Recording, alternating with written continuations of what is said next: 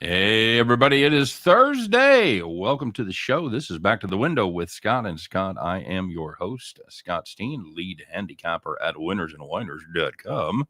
And I'm your co-host, Scott Rochelle, senior handicapper over winnersandwiners.com. And together we do this each and every single day, 3 p.m. Eastern, 2 p.m. Central. Shout out to Tim Earl. What up, Timmy?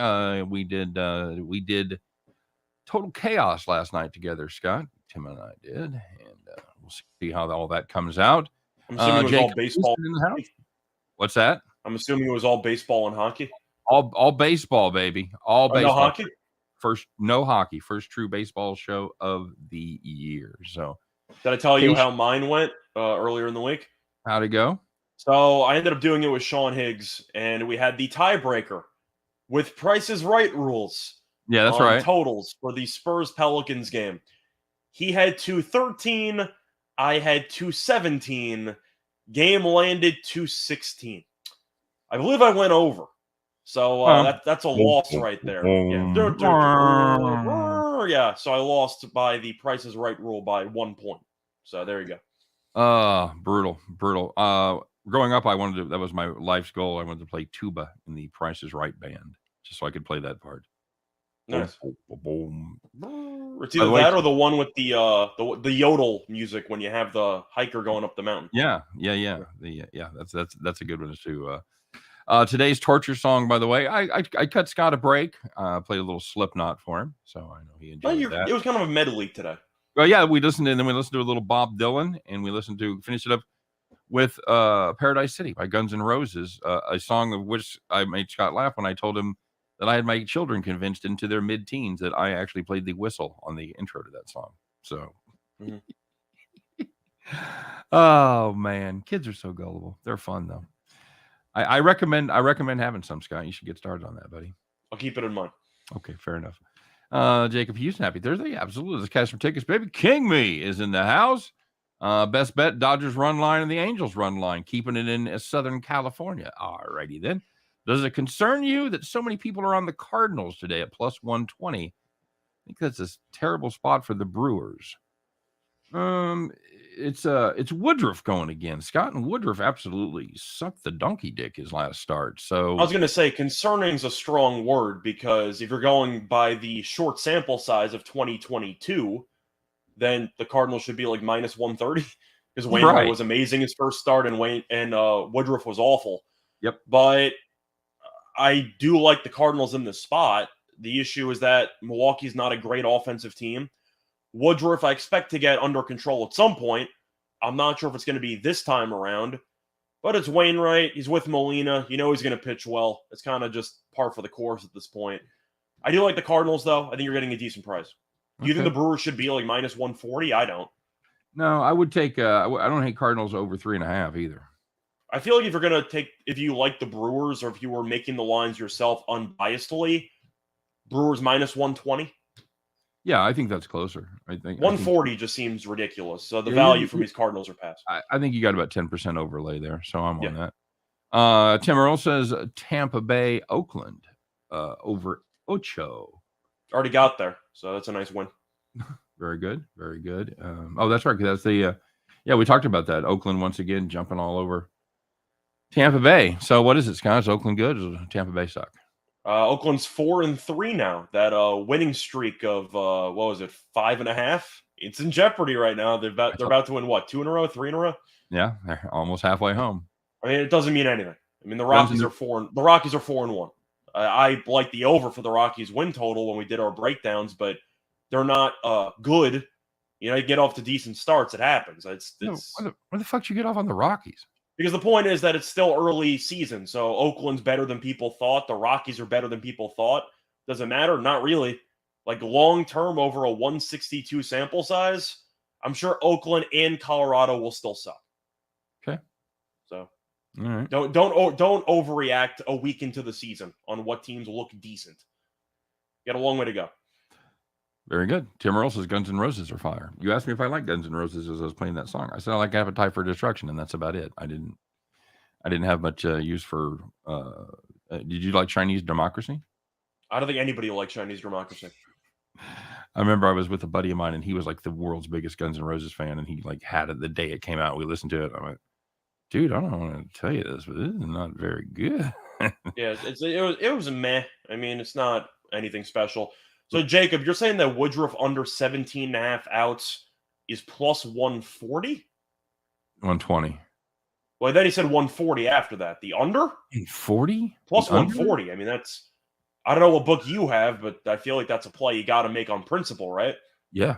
Yeah. I mean, I know Woodruff can go length, but it's still the early portion of the season. Right. And these guys were short spring. Yeah, he went less than 4 his first time out. And we're going to mention what happened with Kershaw later on in the show, but we've seen a lot of short leashes for pitchers. Yeah. 140. Yeah, I got to be tempted by that. Yeah. You might lose, but 140 is a ridiculous price. Yeah. Especially with the fact that he, sucked his first outing. So, it's a 17 ERA. So you've got that to go on. So, yeah. And again, Woodruff was a guy that gave you a lot of length consistently last year. I actually saw Woodruff pitch last year. He's very good. Royals, beat him 3-2, but he was outstanding. I was impressed. Was that the Bubic game you went to when Bubic was nails? Yes, that was exactly. Was 3-2 or 1-0? Dude, it might have even been 1-0. I thought it was 1-0. I think you're right. Now that I think about it, yep. It's at MGM 140. Yes, sign up. I mean, even if it loses, the value's there. Yes, you've made the right play. You can sleep well even with a lighter bank account. James Mounts in the house. What's up, buddy? All right, quick reminder, guys, don't forget to like and subscribe. We sure appreciate it. And I didn't write anything clever today if you don't subscribe. So just make sure that you subscribe to both of our YouTube channels. That's the main takeaway here, our Winners and Winers YouTube channel, as well as our I won't even say new endeavor anymore, our ongoing endeavor over there at Max Wagers Network. Having a great time. I think everybody has melded very well from the Picks and Parlays crew. And I know I have a good time on their show. They seem to have a good time when they're with us. So, yeah, there you go. And, of course, we've got a couple of promos cooked up, as we often do. The first one that we're doing is with the good folks over there at DraftKings. And this is a kind of a handy thing for baseball. You make any $5 money line bet on a baseball game, you get $200 in bet credit. And it is you must be located in one of the states. See, I got to get the tough read because I got all the states: Arizona, Colorado, Connecticut, Iowa, Indiana, Louisiana, Michigan, New Jersey, New York, Pennsylvania, Tennessee, Virginia, Wyoming, or West Virginia. You must be 21 or older, 18 in New Hampshire and Wyoming. Did you just write that in there? No. Okay. It's been there the whole time? Yeah. Wow. We also looked up, what is the other one? Rhode Island and Washington. Yeah. But DraftKings isn't there. But those are the other 18 states. So if you're a college student, you're looking for, if you're, senior in high school. If you're a high school senior, yeah, you're looking to haven't made that college decision yet. You at least got a couple more options for your safety school. Like I said, it's for first-time DraftKings Sportsbook customers only. Must register using the promo code. Make the deposit of $5 or more. That's right, $5 or more, big spenders. Come on. Throw that link in there, and you got to make the money line bet between 4/11 and the 1st of May. If your bet wins, you'll receive the $200 in free bets, in addition to any cash winnings from your original wager. Once it's settled, use the promo code WAW Video. That's Winners and Winers Video, and of course, the link is in the show description. Scott, you got anything happening at Caesars you want to tell the folks about? Well, funny you should ask, because Caesars is also having a promotion, and if you like to potentially bet with a little bit of an insurance policy, they got something for you, because they have an $1,100 first bet insurance play, which means if you end up placing your first-time wager of up to $1,100 and you lose, you get it back in the form of a free bet. So you get to basically get a second chance of either making profit or getting your money back. That's cool. That's very good. And, promo code is ATS Win SCZR, and it's going to be also in the description down below. All right, very good. See, that one always throws me to the ATS Win CZR. So, all right, bud. CZR. We got a lot to get to, so let's do it. Let's talk. Do we have a lot to get to? Well, we have a lot of features. We have a lot of segments, but That's what I'm saying. Pretty light card. Right. But I mean, I know what you're trying to say. I'm just busting your chops. Okay. It's fine. That was just a weird place. I wasn't looking for the interjection there. Yeah. Like, well, we got a lot. No, you're a fucking liar. We got nothing. We got nothing on the show today. We're going to spend another 30 minutes talking about hot dogs. Don't lie, fat boy.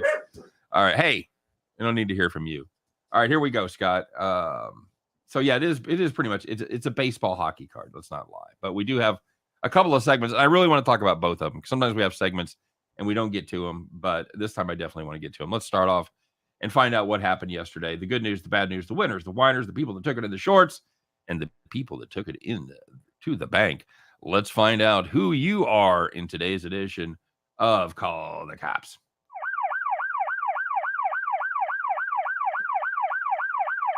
All right, very good. If you had the Hawks and the Hornets on the under 234.5, you probably thought you were good when you were sitting at 4 minutes and it had barely climbed into the 200s. You're at 205 with 4 minutes left. Scott, do you think you're good there? You usually are, unless it's the NCAA tournament. Right. And it wasn't, I mean, it was sort of a close game, but it wasn't like NBA close where you really thought it was going to be a lot of scramble. Guess what? Well, you're wrong because they scored 30 points in the last 4 minutes. That game landed 235. Yikes. Would have been a worse beat because most numbers were available at 235.5. But you had the very nice block there with LaMelo trying to hit a layup down 29 points at the buzzer. So what did you text me when that happened, Scott? I bet you, how much money do you think LaMelo had on the over? Exactly right. But either way, going to baseball, if you had the Orioles plus 1.5 on the reverse run line against the Brewers, it was a tie game entering the ninth inning. The Brewers scored 2 runs in the top of the ninth, including a 2-out RBI double. So it was 3-2. You had a shot there, but they gave up another run, and the Orioles went quietly in the ninth, lost 4-2.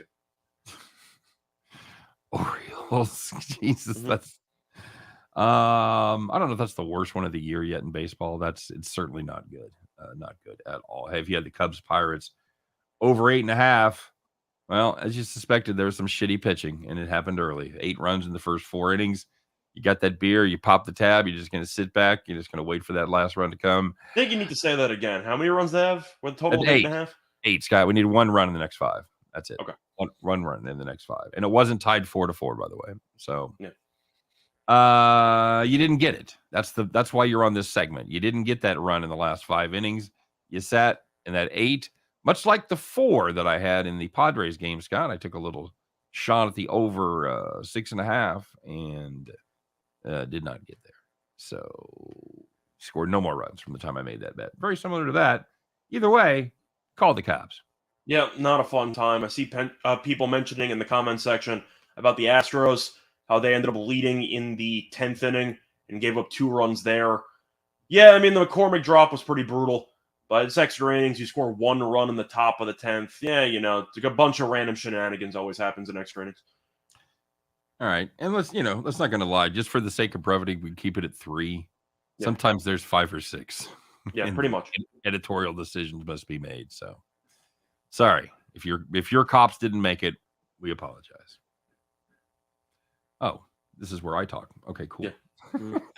I mean, I was waiting for you to segue into. I wasn't expecting a point of interjection there. So it's only like our 300th show, so I'm still kind of getting the hang of it. All right, working out the kinks. He's still working out the kinks. So there was some good news. There was the people out there that had those easy winners, and yeah, you know the drill because you were sitting in the rocking chair.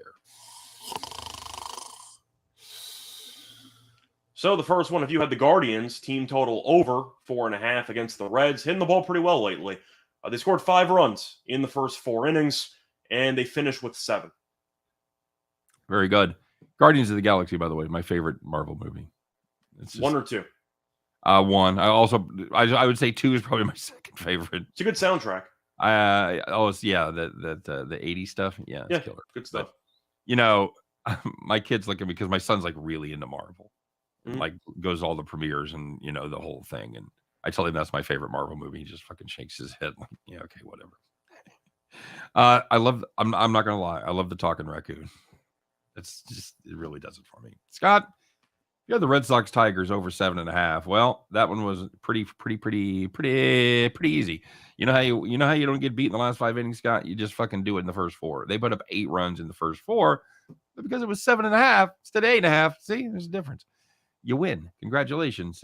Game ended 9-7, so you'd have won anyway.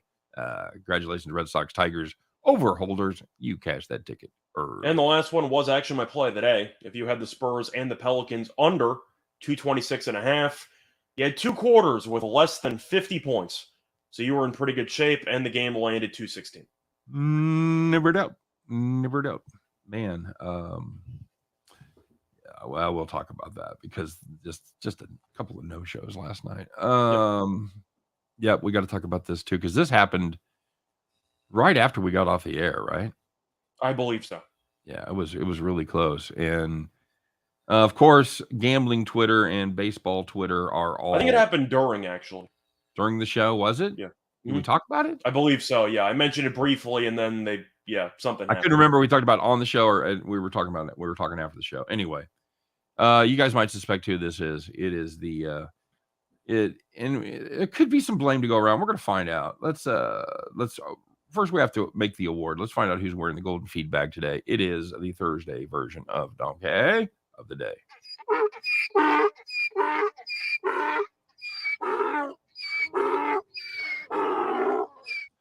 I really hope you guys were listening to us early when we first started doing this. We were just doing it on radio because for the first, 3 months, every time they play that, we just laugh our ass off. Mm-hmm. We're like juvenile children. So I still do. I chuckle. It's hard not to. It really is. So Scott, Clayton Kershaw yesterday, just like we predicted, he was all the way back. Great pitcher, Hall of Famer, having his best season ever. No, I said I thought he would. I thought he would not. I thought he'd be fine.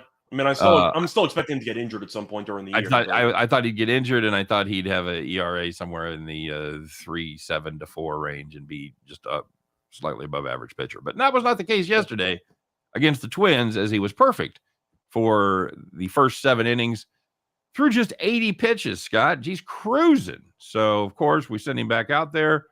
That's early in the season, so maybe you only let him get a hit or put a guy on base, whatever. Nope. We're going to put it in the hands of the Dodgers bullpen. It's a nice, easy lead.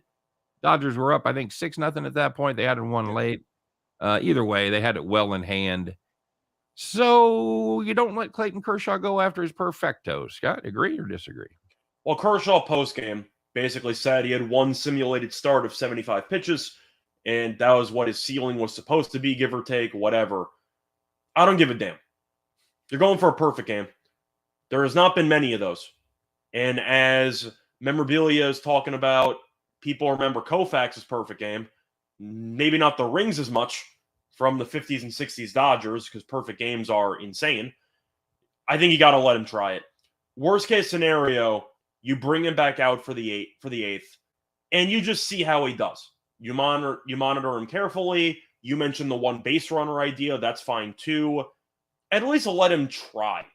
I feel like Kershaw at this point is such a veteran pitcher, and to be honest, he might be the best pitcher of this generation. I know the playoff numbers don't back the second part up, but regular season, he's the Peyton Manning of pitching? Yeah, I would say 21st century? I'd say for the aughts. Yeah. Or I'm the 10s rather, sorry. I'm saying, yeah, I say 21st century. He's probably the best pitcher in the regular season. Yeah, I think you could probably find a lot of statistics to back that up. Yeah, I would guess he's got close to the most wins, and yeah, he's a first ballot Hall of Famer. Yep. You know, he's earned the right. He'll get his jersey retired by the Dodgers when he retires. Let him decide. Can you let him choose if he wants to potentially go out there for? Do you know that he didn't decide? Do I know if he didn't? Like for a fact? Do you know for a fact that he did not decide? I feel like Roberts probably gave him a pointed question and said, we're going to sit you. You okay with that? And I'm sure Kershaw, being a good team player, said, do what you got to do. And Roberts pulled him. That would be my guess of what happened. My guess shades the other way. My guess is Kershaw. You think Kershaw was the one who decided I'm done? Said, Skip, I'm done. Yep. And I think it's exactly because of the shortened spring training. I mean, having guys pulled early in the season when they're in the middle of a no-hitter is not unusual. So the only thing that gives it a little extra color is the fact that it was a perfect game. I just think it was a pointed question. Kershaw should have probably done a better job of pleading his case. I think Roberts would have kept him in if Kershaw had a Scherzer moment and was about to throw a massive fit if they were going to actually pull him. But Kershaw, pretty reserved guy emotionally. Occasionally he'll, have an angry moment, but every pitcher does at some point. But I feel like Roberts should have read the room a little bit better and at least let him come out, taking a batter at a time. Just see what happens. See if he can get through the 8th inning in 10 pitches.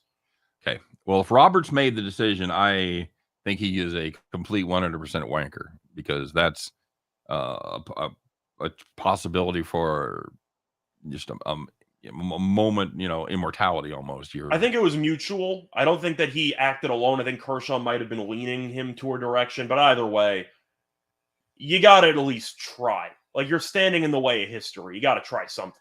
Jacob Houston said Nolan Ryan threw up in his mouth a little yesterday. Yeah, I was reading somebody tweeted either 70 Sports Takes, which is a great follow. But I think he said Nolan Ryan threw 235 pitches in a start. Could have been. It wouldn't surprise me. Made his next start on 3 days rest and then pitched 19 more years. Mm. So, to me, that's kind of the elephant in the room that we just haven't talked about over the last 5 years, is why pitchers just can't go the distance anymore. You see complete games, and you and I use Baseball Reference a lot, and you see some of the old timer guys or some of the guys that even earlier in their careers had 7, 9, 10 complete games, and you just don't. That's just unheard of. Now we've mentioned this in the past, where I feel like I can't make the same case with Nolan Ryan because he had the velocity that a lot of guys didn't have.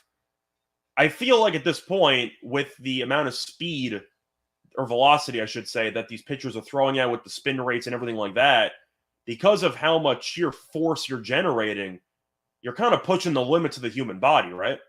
I think that's the case. I think that's the case you have to make. And even though these guys are in better shape, they certainly work out harder. But you're right. There's a certain, a human being can't run a 40-yard dash in a second and a half. There's a ceiling, and it's the same with throwing a baseball.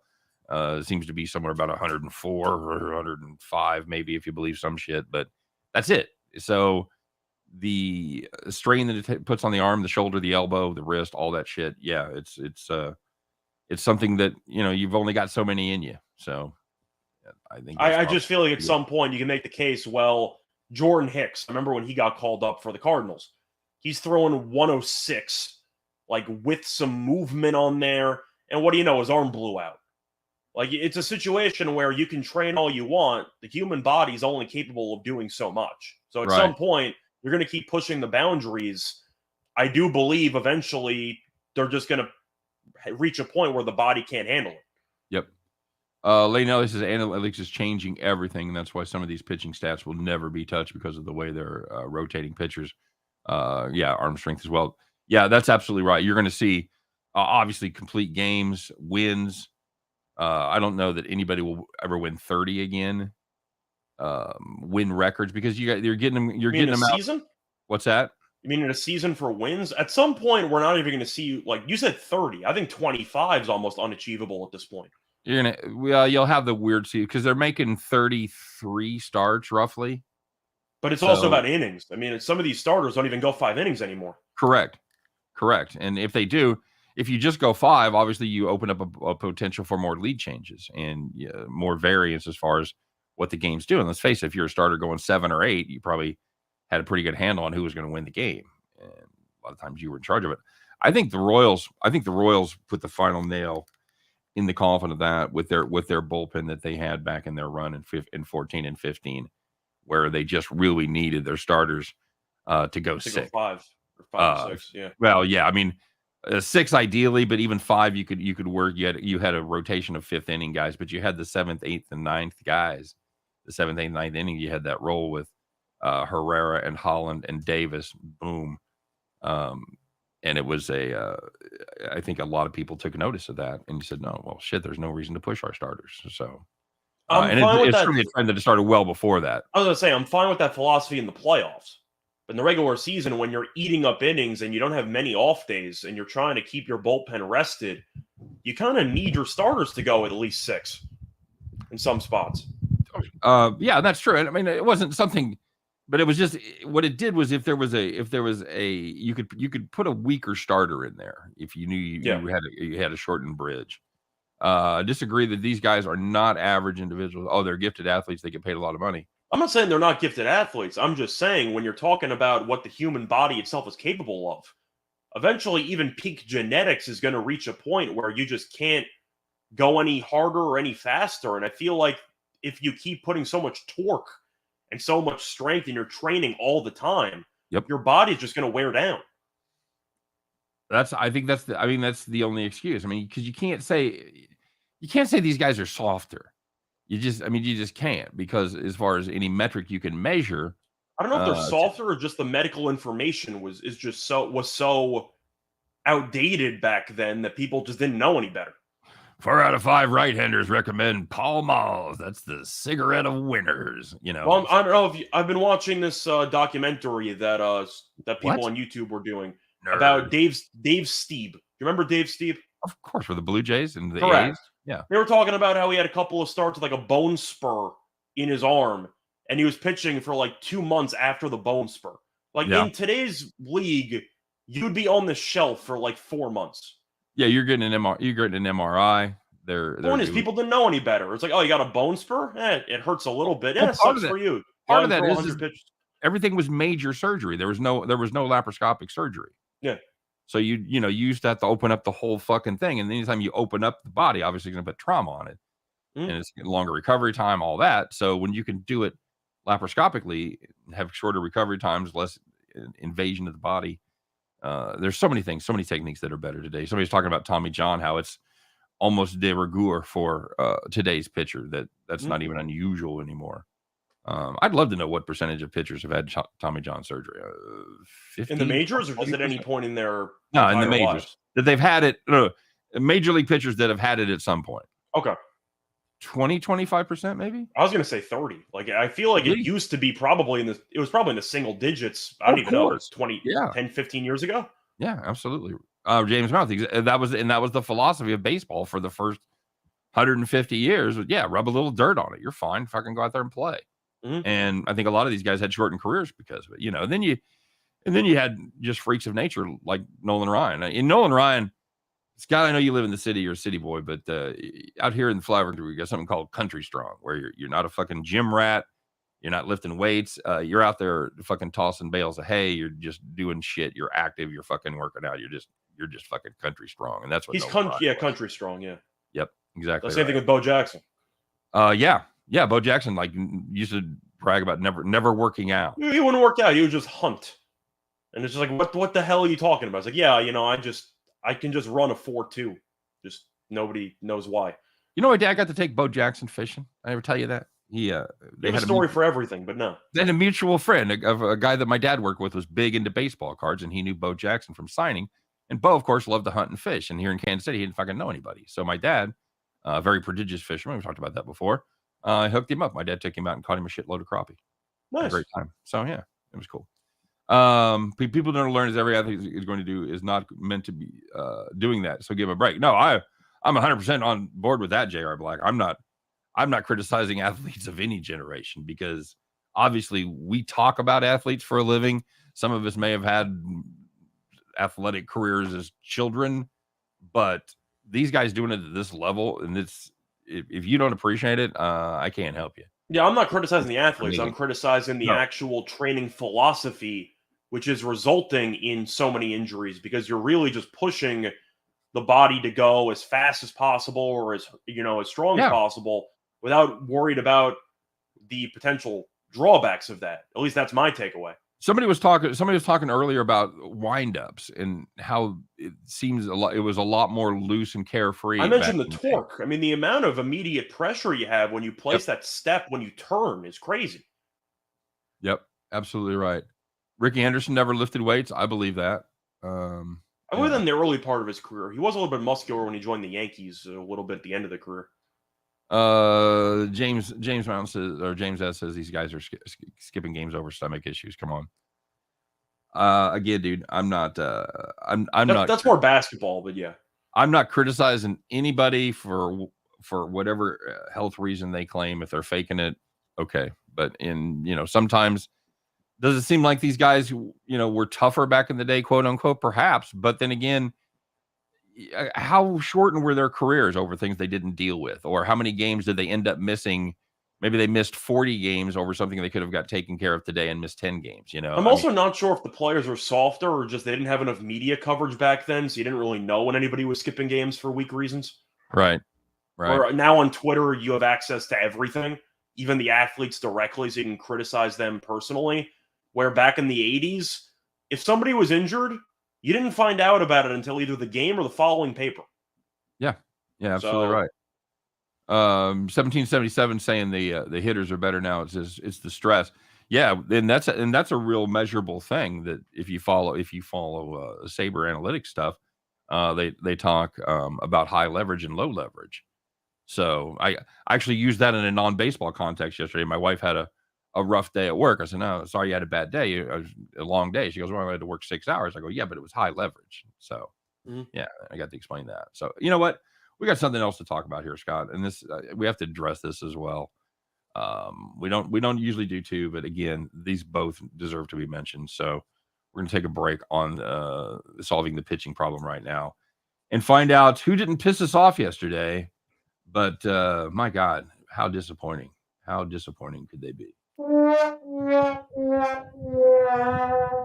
right, Scott, we could have also nominated this team for the not exactly fast learners award. What do you got? So it's going to be the play-in game in the Eastern Conference with the Hornets in particular, as they took on the Hawks yesterday. And we know that the Hornets got killed. However, that is not a new story because the Hornets were in the play-in game last year and they got killed again.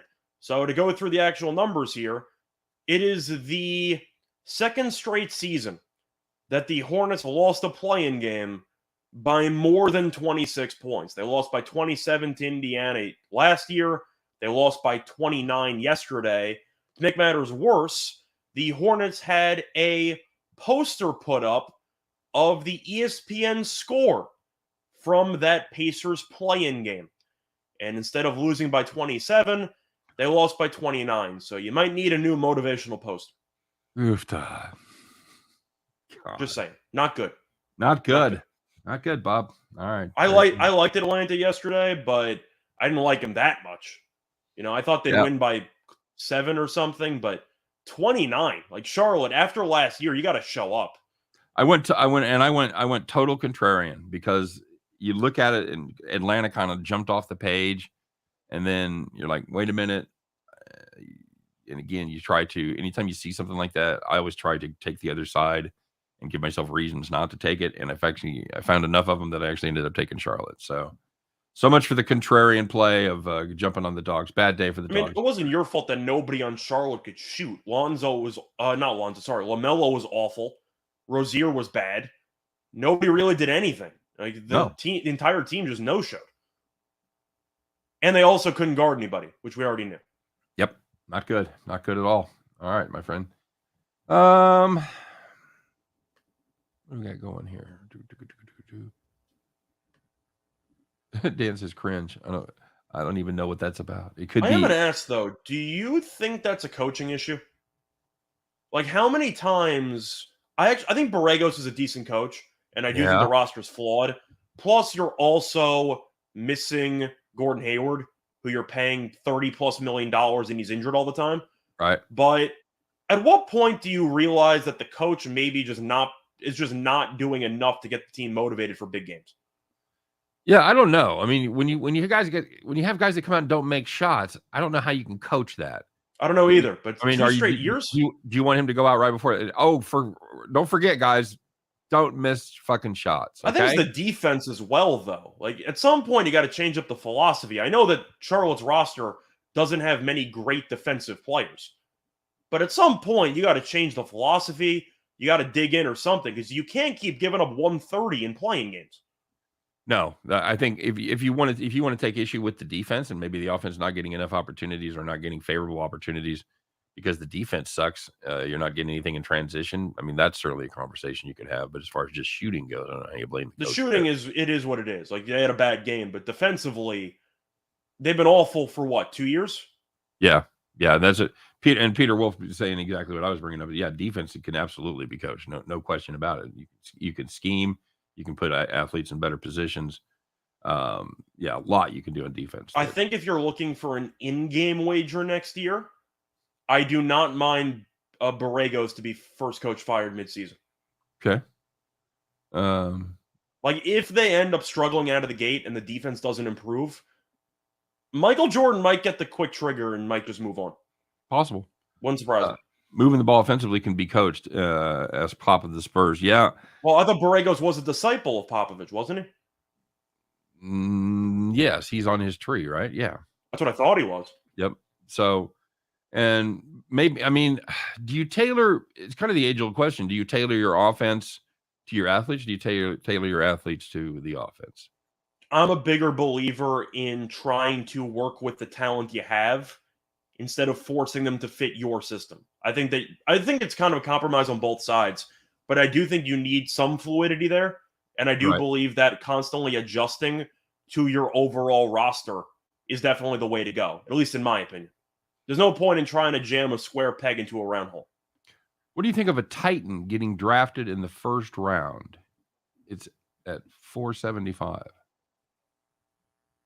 I'm really trying to think if you're looking at a situation where a tight end would be taken. I don't see it. I mean, the favorite is going to be McBride, right? The Colorado State tight end. Yep, that's what they're talking about. Or not? It's O'Brien, right? That's his name. What the? I can't remember. But it's the kid for Colorado State. Yeah, I believe it's O'Brien. I think. I might be butchering that, but either way, I know he was great, but I don't think he's going to be a first-round pick. You think it's Trey O'Brien, right? Trey O'Brien. I think. Are you looking it up? LaMelo just needs to be more selfish and just take over this team. Different, but I like it. He's a good kid, good talent. I can see that. Yeah, like Trey. Trey. Okay. Yep. Hornets had one of the worst defenses in the NBA in terms of points allowed. Yep. I agree. Well, that's what I'm saying. It's a situation where you can point the fingers at the players all you want, but you're going to end up blaming it on the coach anyway, or the coach is in charge of organizing that philosophy, and Borregos isn't cutting it. Yeah, he's saying it's McBride. Yeah, okay. So I thought it was O'Brien, McBride. Yeah, either way. I watched him at Colorado Trey State. McBride, yes. Now he's great. I hear the name altogether, yes. He reminds me a lot of Kittle. Now, I'm not sure if he has the same athleticism as Kittle, but he's definitely a freight train when he has the ball in his hands. I don't think he's going to be in the first round, but he will be the first tight end off the board. Anthony Beblo says, I may need a motivational poster after tonight's play of the day.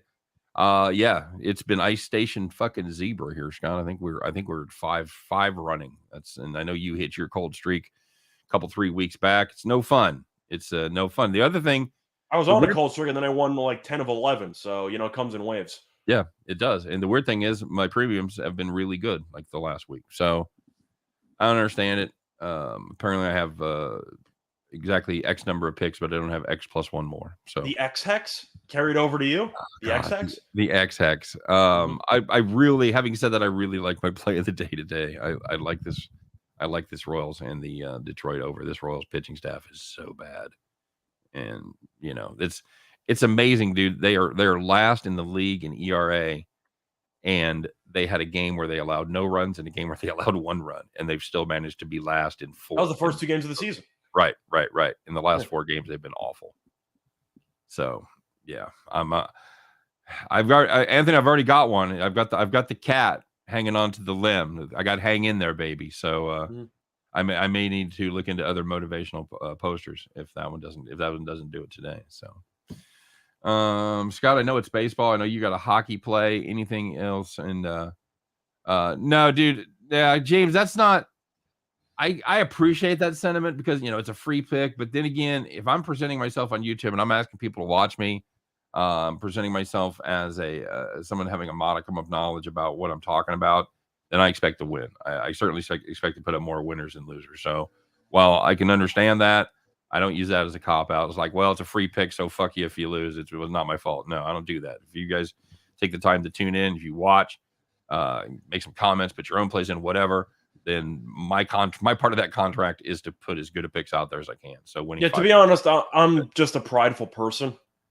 So then there's that, right? Which is a whole separate thing. I do it for pride because, of course, you have a premium service. I don't, so I'm just giving out the free stuff because I like doing free plays. But it's all about pride for me. Yep, very good. Your favorite I see Brad talking about his best bet is the under 8 in the Braves Padres game. I like that as well.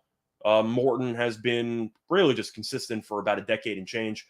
Yep. Musgrove usually gets off the hot starts, then kind of fades at the halfway point of the season. But I do like the under there. The Padres offensively have been okay. The Braves offensively, can we say, have been a bit underwhelming?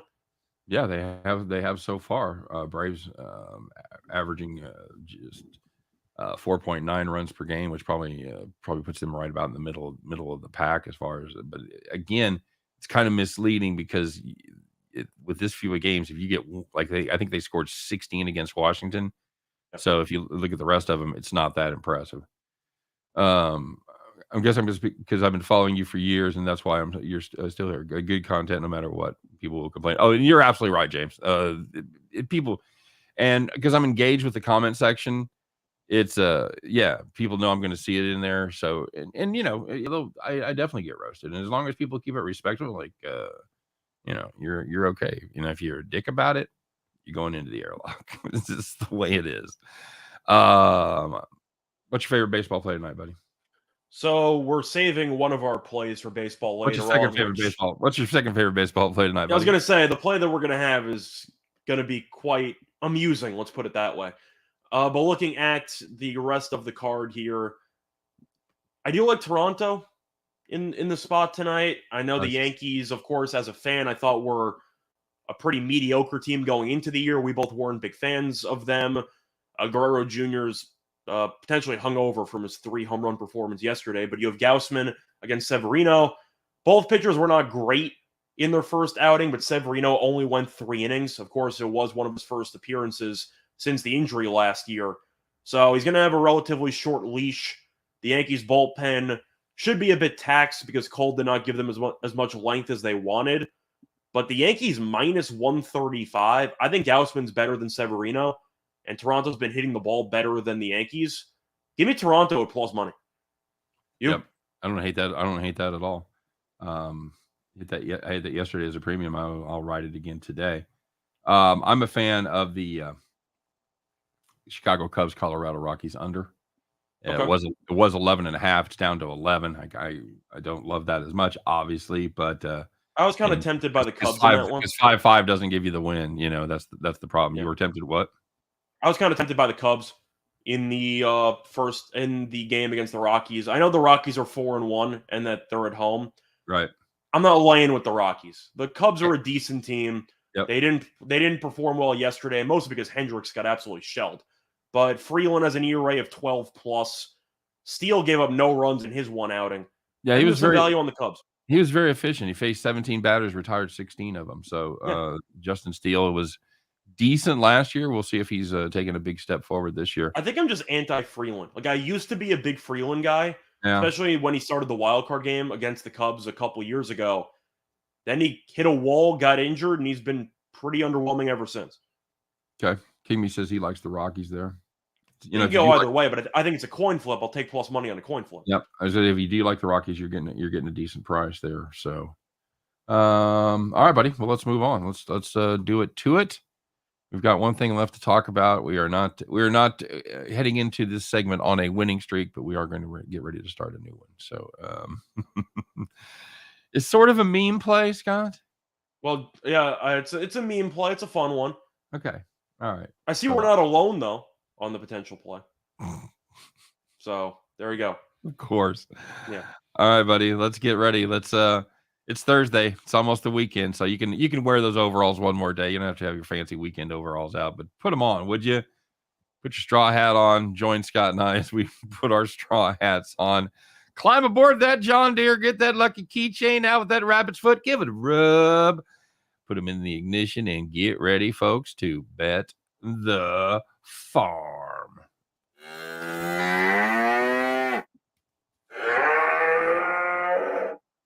Yeah, I don't have a hat today, so just deal with it. What? Oh, no, not again. Yep. And we got to switch it up. We lost yesterday. We got to switch things So, up. ironically, when you're in front of the shed, you don't have a hat. Well, it's not going to matter in like 2 weeks anyway. I'll have a hat the entire time. So Why is that? Oh, because you'll have your own place. yeah. So Oh, not it'll gonna be matter weird. anyway. That's right. We'll see you in the same background and everything. Yep. All right, very good, Scott. We're gonna dip our toe in the Nerfy pond. It's the Nerfy pond, everybody. No runs, first inning. Phillies, Marlins, -120. It's me, right? Yeah, it's you. Okay, that's why I was doing it. I just had Yeah, a it's you. horrible feeling. So, couple reasons for this. Number one, it's trendy. All the cool kids are doing it. No, Miami.